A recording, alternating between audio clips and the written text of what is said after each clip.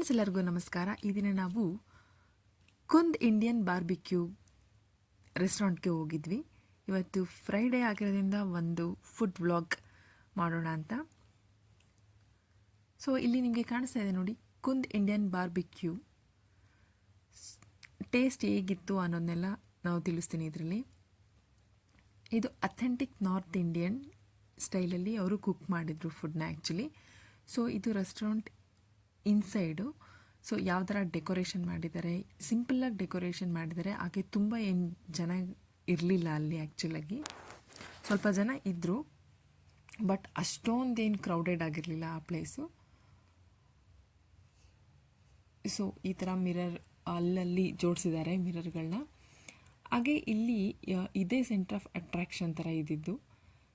So ಇಲ್ಲಿ ಒಂದು tree ಥರ ಡಿಸೈನ್ನ ಮಾಡಿದ್ದಾರೆ ಅಲ್ಲಿ ರೆಸ್ಟೋರೆಂಟ್ ಒಳಗಡೆ. ಸಿಂಪಲ್ ಆಗಿದೆ, ಬಟ್ ತುಂಬ ಕ್ಯೂಟಾಗಿ ಬ್ಯೂಟಿಫುಲ್ಲಾಗಿ ಡಿಸೈನ್ನ ಸೆಟ್ ಮಾಡಿದ್ದಾರೆ.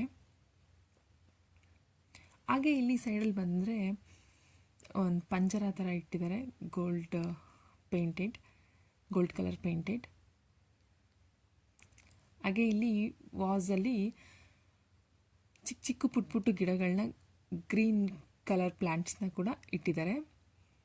ಹಾಗೆ let's jump into food. ಇದು ನಮ್ಮ ಟೀಮ್ ಅವರು ಆರ್ಡರ್ ಮಾಡಿದ್ದಂತಹ ಡಿಶಸ್ಸು. ಹಾಗೆ ಮೇಯ್ನಾಗಿ ನಾವು ಹೇಳ್ಬೇಕಂದ್ರೆ ಇಲ್ಲಿ ಟೇಸ್ಟ್ ಬಗ್ಗೆ ಸ್ವಲ್ಪ ನಾರ್ತ್ ಇಂಡಿಯನ್ ಸ್ಟೈಲ್ ಆಗಿರೋದ್ರಿಂದ ಸ್ವೀಟ್ ಆಗಿತ್ತು. ಲೈಕ್ ಎಲ್ಲದಕ್ಕೂ ಸ್ವಲ್ಪ ನಮಗೆ ಸ್ವಲ್ಪ ಸ್ಪೈಸಿ ಇರಬೇಕಾಗಿದ್ದರಿಂದ ಇದು ಸ್ವಲ್ಪ ಸ್ವೀಟ್ ಅನ್ನಿಸ್ತಿತ್ತು. ಸೊ ಅಪಾರ್ಟ್ ಫ್ರಮ್ ದಟ್ ಎಲ್ಲ ಚೆನ್ನಾಗಿತ್ತು, ಊಟ ಎಲ್ಲ ಸೂಪರ್. ನಾನು ಎಲ್ಲ ಫ್ರೆಂಡ್ಸ್ನೂ ರಿವ್ಯೂ ಕೇಳಿದೆ. ಸೊ ಅವರು ಚೆನ್ನಾಗಿದೆ, ಬಟ್ ಸ್ವಲ್ಪ ಸ್ವೀಟ್ ಅನ್ನಿಸ್ತಿತ್ತು ಅಂತ ಹೇಳಿದ್ರು. So you can try.